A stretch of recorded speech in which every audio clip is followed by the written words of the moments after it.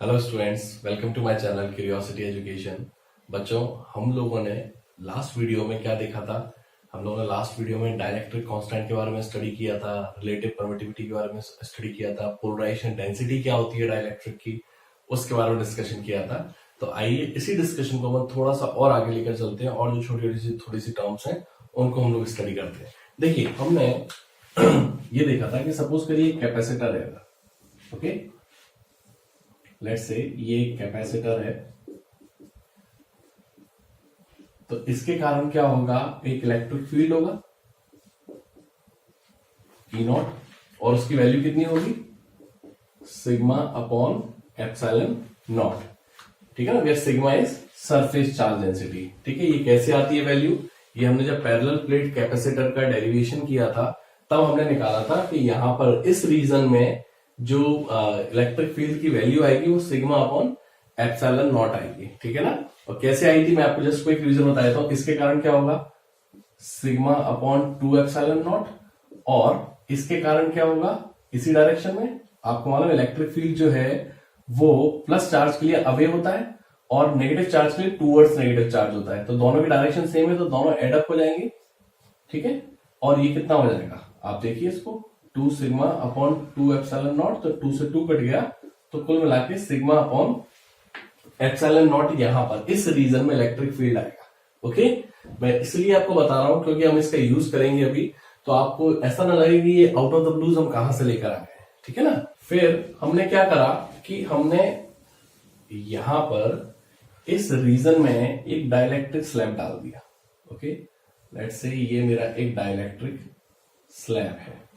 Okay, तो इसके कारण क्या हुआ कि आपको मालूम है डाइलेक्ट्रिक्स जो होते हैं इंसुलेटर्स होते हैं। ठीक है ना, तो जब वो किसी इलेक्ट्रिक फील्ड में रखे जाते हैं तो इनके जो चार्जेस होते हैं वो एक स्पेशल पैटर्न में अरेंज हो जाते हैं, और यहां पर आपके पॉजिटिव चार्ज अपीयर हो जाएगा और यहां पर नेगेटिव चार्ज। ओके, अब आप देखिए कि यहां पर जो चार्जेस हैं ये पोलराइज चार्जेस हैं, इंड्यूस हुए हैं due to this electric field. यहां पर आपके पास में जो इलेक्ट्रिक फील्ड होगा वो एक तो इधर होगा ई नॉट, और एक इधर से इधर, देखिए इंड्यूस चार्ज के कारण एक इधर इलेक्ट्रिक फील्ड होगा। ओके, जिसको हम ईपी कहते हैं, पोलराइज्ड इलेक्ट्रिक फील्ड।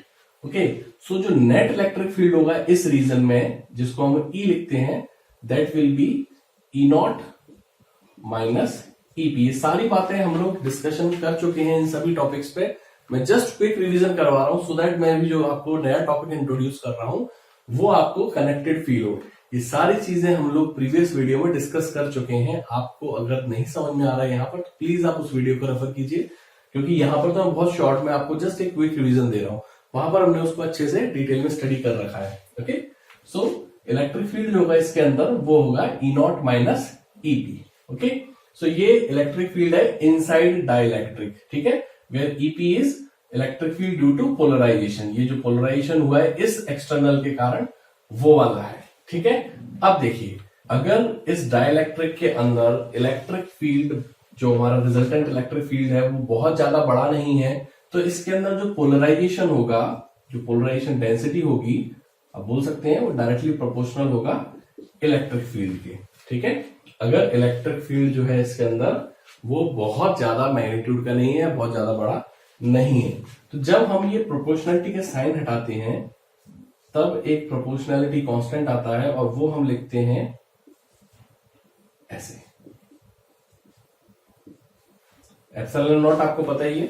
ठीक है, ये जो नया वर्ड है इसको बोलते हैं काय। ओके, ये जो ग्रीक सिंबल है ये काय है, इसका प्रोनाउंसिएशन हम काय करते हैं, और ये एग्जैक्टली क्या होता है? इसका नाम होता है इलेक्ट्रिक ससेप्टिबिलिटी। इस काय को हम इलेक्ट्रिक ससेप्टिबिलिटी बोलते हैं। That is also a constant, ये एक कांस्टेंट है। ठीक है ना, प्रोपोर्शनलिटी कांस्टेंट। अब ये जो है ये भी किसी डाइलेक्ट्रिक की प्रॉपर्टीज को डिफाइन करने के लिए हम लोग यूज करते हैं। ठीक है ना, जैसे याद करिए हमने लास्ट टर्म पर रिलेटिव परमिटिविटी पढ़ा था, एप्सिलॉन नॉट आर। ठीक है ना, ये क्या है? ये एब्सोल्यूट परमिटिविटी है ना, ऑफ फ्री स्पेस। और हमने एप्सिलॉन नॉट आर पढ़ा था लास्ट वाले वीडियो में। ये क्या था? Relative permittivity.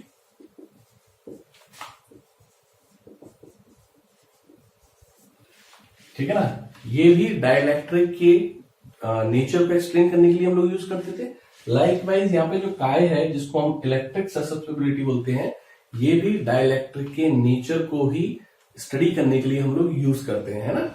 और यहां पर ये जो है एप्सिलॉन नॉट, ये डेलिबरेटली हमने यहाँ पे पुट करा है सो दैट ये जो पार्ट है ये डायमेंशन लेस बन सके। ठीक है ना, अगर हम ये नहीं लिखेंगे तो इसकी कोई डायमेंशन आएगी और हम लोग नहीं चाहते हैं कि इसकी कोई डायमेंशन आए।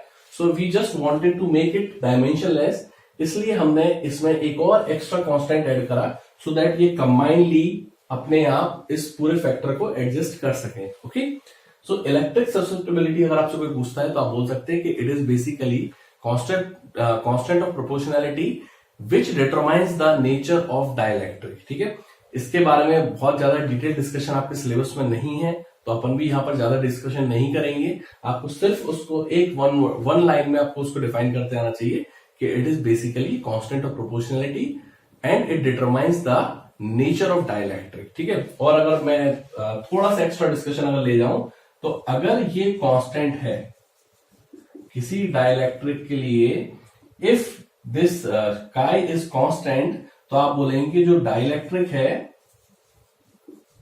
वो लीनियर नेचर का है। ओके, उस डाइलेक्ट्रिक को हम लीनियर डाइलेक्ट्रिक कहते हैं, किसमें? जिसमें इलेक्ट्रिक ससेप्टिबिलिटी जो है वो कांस्टेंट हो। ठीक है, एज आई टोल्ड यू कि ये ज्यादा डिटेल में डिस्कशन आपके सिलेबस में नहीं है, तो हम भी इसको ज्यादा डिटेल में डिस्कशन नहीं करेंगे। तो आपको बस ये याद रखना है, इसको काय प्रोनाउंस करते हैं, इलेक्ट्रिक ससेप्टिबिलिटी है, it is proportionality constant and it determines the nature of dielectric, and if it is constant for some dielectric then that dielectric will be called linear dielectric. okay, तो ये आपके लिए अभी नई term introduce करी है मैंने, इलेक्ट्रिक ससेप्टिबिलिटी।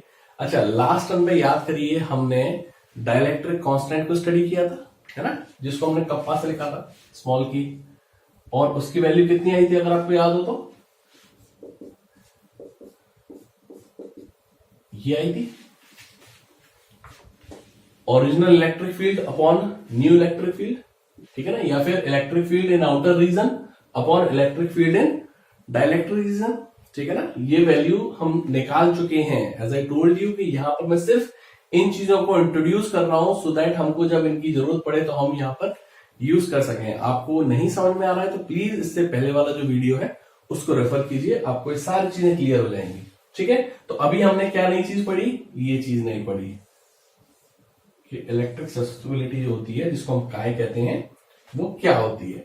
अच्छा, अगर मैं एक और बताइए कि आपको पता है कि जो इलेक्ट्रिक फील्ड है E, वो है E0 माइनस EP। ओके, एक चीज और बताइए, लास्ट टर्म पर हमने electric field due to polarisation भी निकाला था। क्या हमने पोलराइजेशन डेंसिटी जो थी P, उसकी वैल्यू कितनी निकाली थी? देखिए मैं आपको बताता हूं, यहां पर जैसे इसके कारण ये जो चार्जेस है पोलराइज्ड हो गए, तो यहां पर जैसे सरफेस चार्ज डेंसिटी सिग्मा है, ऐसे यहां पर surface charge density sigma P लिखेंगे हम, है ना। क्योंकि P क्यों लिख रहे हैं? क्योंकि ये पोलराइजेशन के कारण है ना। और हमने लास्ट वीडियो में निकाला है कि जो पोलराइजेशन की वैल्यू है वो सिग्मा P के बराबर आती है।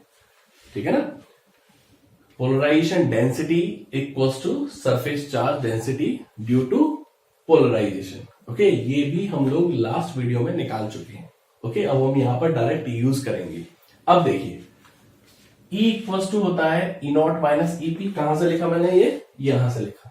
ओके, इसके अंदर जो नेट इलेक्ट्रिक फील्ड होगा वो दिस माइनस दिस होगा। Okay, so E equals to E0 minus EP। उसके बाद मैं इसको मैं इधर लिख लेता हूं। Now E equals to E0। अब आप ये बताइए कि जो EP है वो कितना होगा। देखिए ये अपने आप में इस जैसे फिगर का नहीं है। अगर मैं इसको अलग से ड्रॉ कर लूं, थोड़ी देर के लिए आप समझ लीजिए, मैंने इस डाइलेक्ट्रिक को अलग बना लिया और ये मेरा सिग्मा P है, ये पॉजिटिव वाला है ऑफ कोर्स, और ये नेगेटिव में सिग्मा P है। तो ये इसके जैसा लग रहा है आपको, बस आप इसको रिवर्स कर दीजिए। तो इसके अंदर जो पोलराइजेशन के कारण इलेक्ट्रिक फील्ड होगा वो इधर से इधर होगा, जिसकी वैल्यू EP लिख रहे हैं हम लोग, और उसकी वैल्यू कितनी आएगी, sigma P upon epsilon not. देखिए जैसे ये आई, ये मैंने यहां से यहां तक के लिए लिखी थी, ऐसे अंदर भी तो यही सीन बन रहा है सेम।